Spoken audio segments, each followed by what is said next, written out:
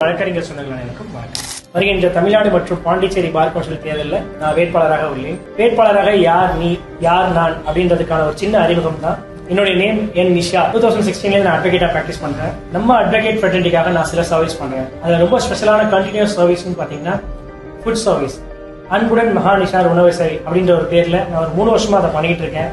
அந்த ஃபுட் சேவை என்ன அப்படின்னு பாத்தீங்கன்னா, நம்ம அட்வொகேட்ஸ் எல்லாருமே ஆரம்ப காலகட்டங்களில் வெளியூர்ல இருந்து நம்ம சென்னை மார்க்கமா வந்து பிராக்டிஸ் பண்ணியிருப்போம்.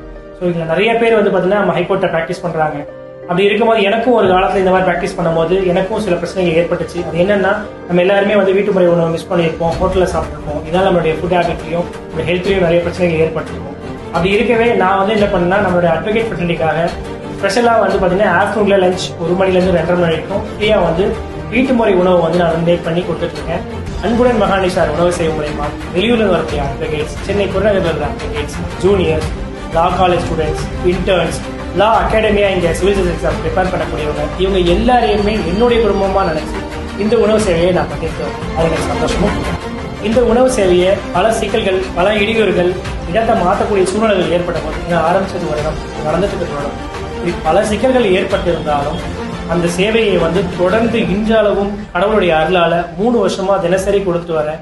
எந்த விதமான டொனேஷனும் இல்லாம தனிப்பட்ட முறையில் என்னால என்ன முடியுமோ அதை நான் பண்ணிட்டேன். உங்கள சிலர், ஏன் பலர் இந்த ஃபுட் ஹேபிட்டால ஹெல்த் இஷ்யூஸ் ஃபேஸ் பண்ணிருக்கலாம். அப்படி ஃபேஸ் பண்ண ஒரு ஆள் தான் நான்.